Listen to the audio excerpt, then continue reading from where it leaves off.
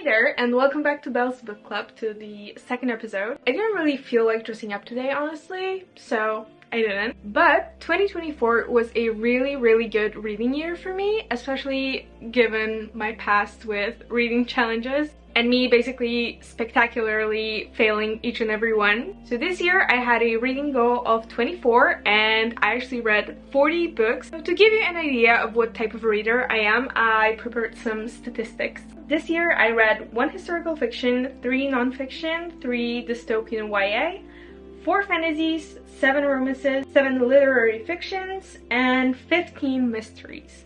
So you can take a wild guess at what my favorite genre is. And out of these, I got 5 5-star reads, 18 4-star reads, 9 3-stars, 5 2-stars, and 3 1-stars. So I figured we could start with the worst and build our way up to the best. So starting with my 1-star reads, these are basically the books that were an immediate no. I just didn't have a good time reading them. After I read them, it was like, immediately no, what a waste of time. So I have 3 of these. So in the last place, I have The Tattooist of Auschwitz. This was a book that I think I first gave it 2 stars, but then I was making this list and I actually felt like this would be the worst book that I read this year, so I bumped it down a star. So the thing is, I've had a lot of World War II content at school. So my problem with this book is that it's really not historically accurate. And I feel like with this topic, it's really a shame that it isn't. At number 39, I have A Novel Love Story. This is a book by Ashley Poston, and I read it after I read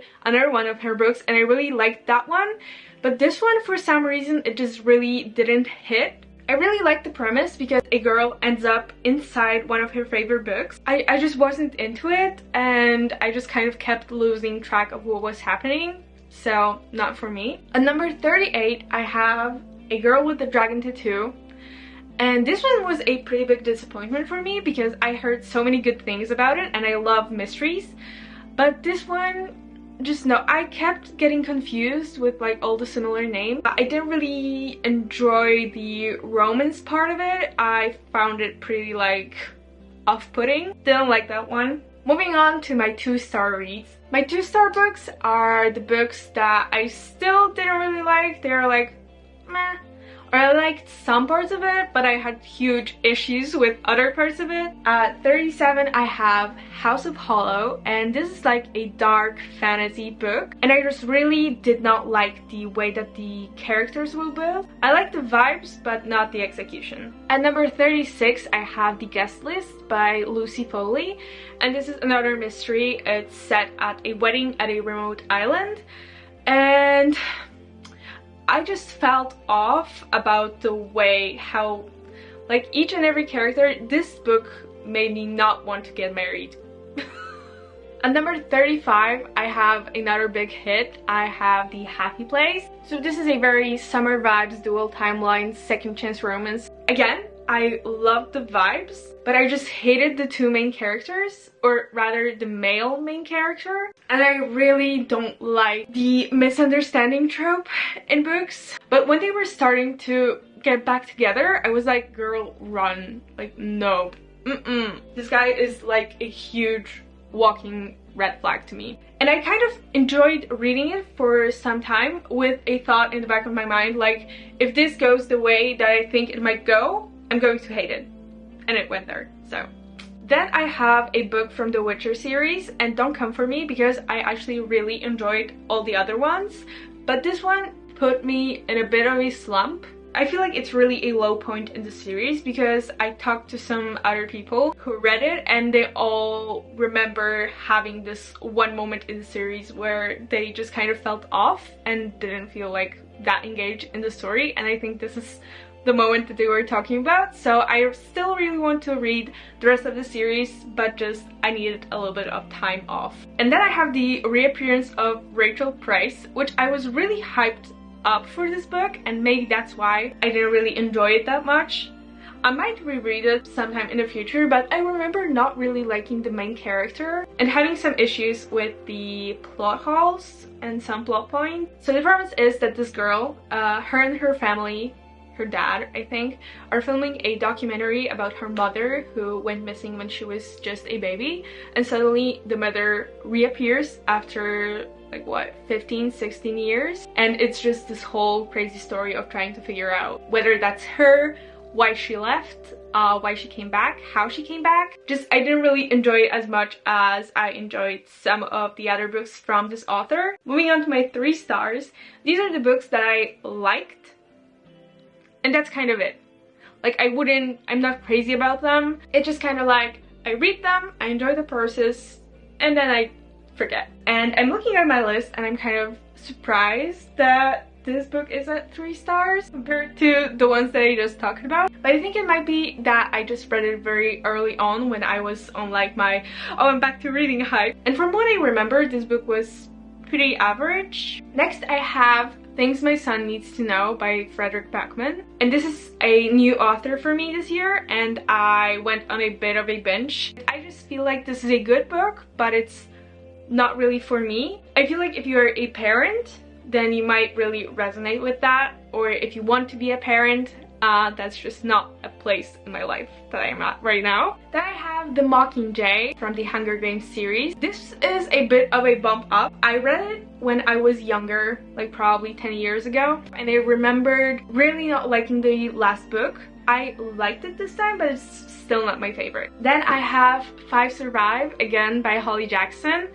And this is kind of the same thing as with the reappearance of Rachel Price. So these 6 teenagers, they're going on a trip and they get stranded on a remote road, and someone shoots through their tires and starts demanding answers from them. And they kind of have to figure out which one of them is like kind of the traitor. So this book, again, I had really high hopes for this one and it just didn't hit it for me. Then I have The Teacher by Frida McFadden. It was everything that I expected from this book. Not really a book that I would like to reread or recommend to someone. So yeah, it's a student-teacher kind of relationship mystery. Things happen. Not really much I can tell you without spoiling it. Then I have another book from the Witcher series. It's The Sword of Destiny. It's not a part of the saga. It's one of those collections of short stories, like kind of standalone. And this is the second one, so I really enjoyed the first one. But this one I was just kind of itching to start reading the series, so that's why it kind of dragged on for me a little bit. And then I read a pretty interesting book. It's called Everyone in This Room Will Someday Be Dead, about a girl who is an atheist, a lesbian, and she starts working in a Catholic church. Pretty funny, quirky, but in like an adorable way. If you need a light read, it's a good one. And then I have my first Frida McFadden book, The Wife Upstairs. Also, her books really have those crazy plot twists, which sometimes can feel like really shocking and exciting, and sometimes they're just a little bit too much for me. So this book is about this girl who gets hired by this very handsome man to take care of his disabled wife, and she finds her diary, starts going through it, and starts discovering things that shed a little bit of a different light on her accident and everything that led up to this moment, and she kind of starts doubting what's happening. And the best one out of my 3-star reads is Maybe in Another Life by Taylor Jenkins Reid. This is one of my favorite authors, so I also read a couple of her books this year. So this story features a girl who gets into an accident and her life kind of splits from the accident. We get these 2 points of view from where she got into the accident and where she didn't. It follows her life, how it would have gone this way and that way, and it kind of is a really sweet perspective on how we never really know how certain things will affect our lives, and sometimes the things that in a moment they seem like complete tragedies, they lead us in the right direction, and how in the end everything kind of falls into place. Moving on to my 4-star reads. So these are the books that I really enjoyed. These are the books like I put it down and I'm like, that was a really good book. I would absolutely recommend it to someone, but they are not like my all-time favorites. I reserve my 5 stars for those books that really hold a special place in my heart. So these are all the books that didn't quite make it there, but I still really like them. So at number 23, I actually have a bit of a weird one. I never really quite know how to rate these books. I read A Man's Search for Meaning. So it's a mix between a World War II memoir and some psychological thoughts. So it's really more of like an educational read rather than what I usually read. And to be honest, I usually give them a 4-star because they just kind of fall into this category. But in my head, they kind of should be a separate category. Does that make sense? At number 22, I have The Hunger Games, first one of the trilogy. This, as I said, this was a reread. I really enjoyed it, and then I watched the movies, and these movies are actually one of the best book-to-movie adaptations that I have ever seen. They're so faithful to the original story. I was really impressed. Then I have The Other Misses, one of the books by another new author that I discovered this year. She has really twisted stories. They kind of are meshed together. I think I read 3 books by her this year, and they kind of all meshed together. This woman, like, weird things are happening around her, and she starts being accused of some things, and there's this murder, and yeah, it's just really confusing, and I don't really want to tell you more. It was a pretty good one.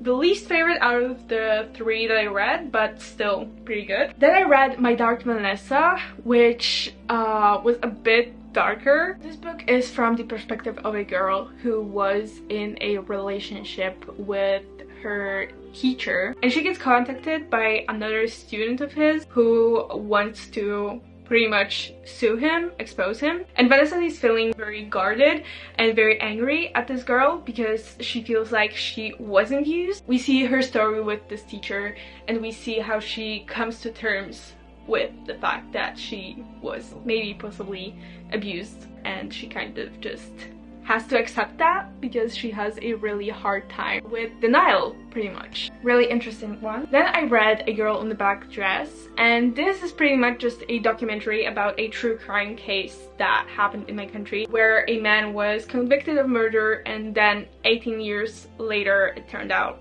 he was innocent.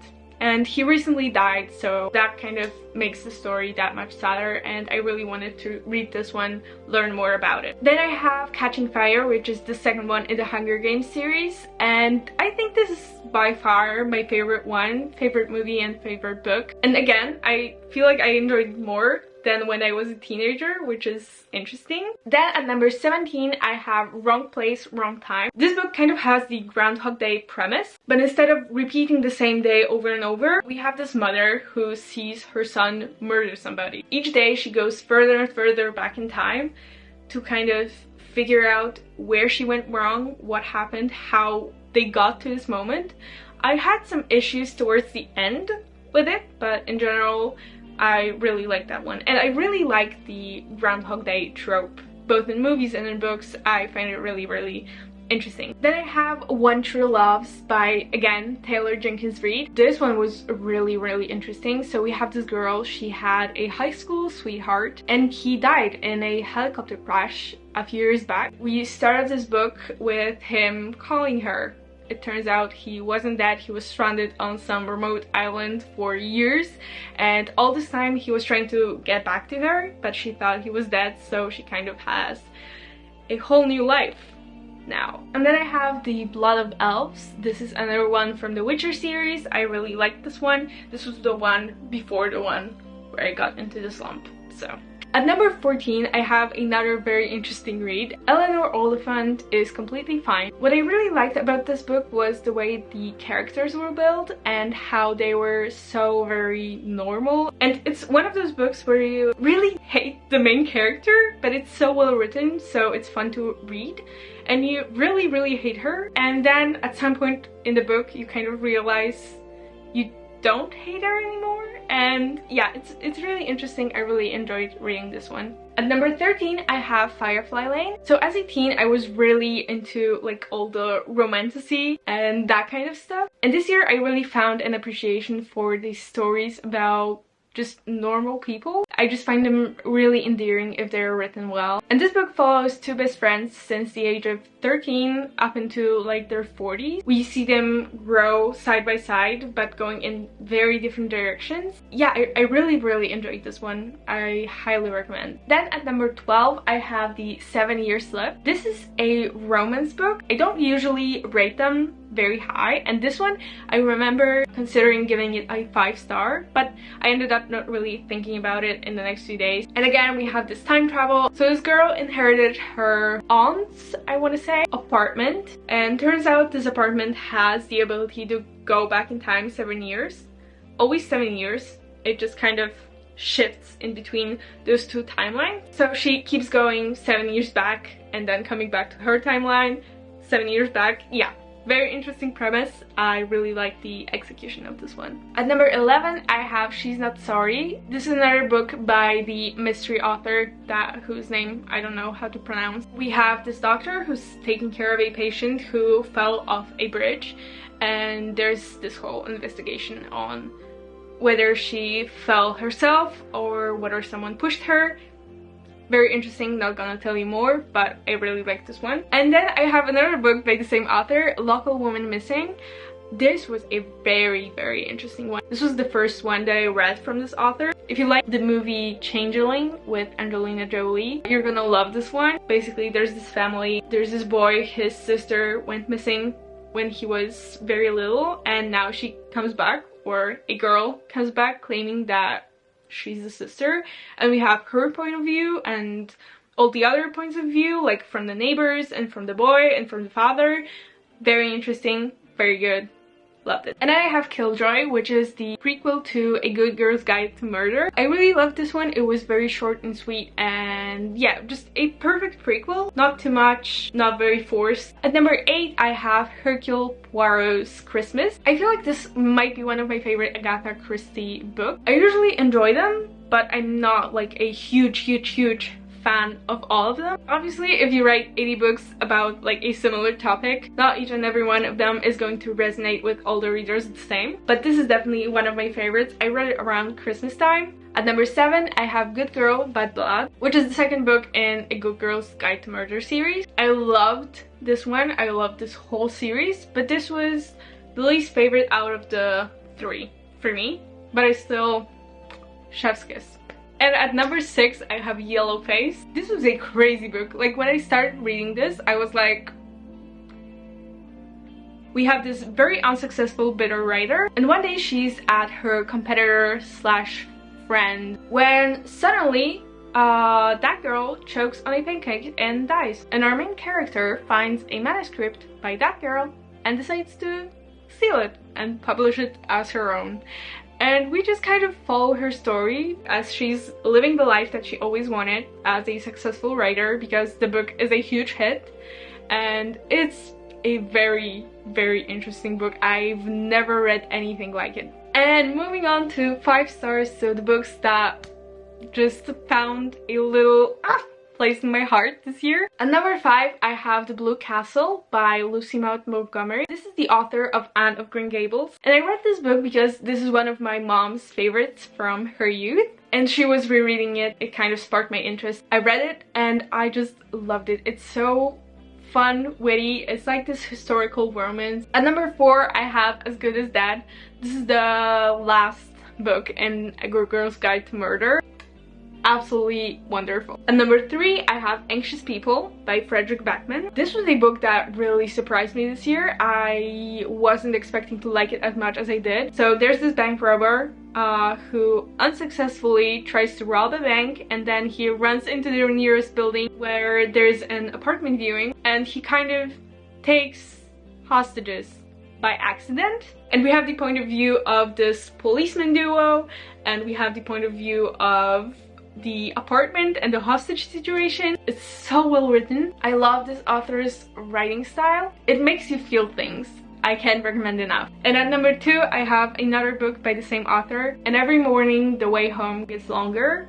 And I cried so much reading this. It's basically a story told from inside of the head of someone who has Dementia. You're going to cry, but you're going to love it. And at number 1, I have A Good Girl's Guide to Murder. This is the book that got me out of my decade-long reading slump. That's why I think I love it so much. This story is so well crafted. I don't think I ever read a book that got me like in such a chokehold. I was hooked from page 1 until the end of the series. So I love this one. I can't recommend this enough. And there are so many plot twists, and when you feel like, yeah, okay, it's getting old, like the author can't possibly think of anything new, you get something new, and I love this. Okay, and that is my ranking. I really wanted to give out some special awards. So I wanted to award the most overrated and the most underrated book of this year. In the most overrated, I'd say Happy Place, just because I feel like it's not really a good story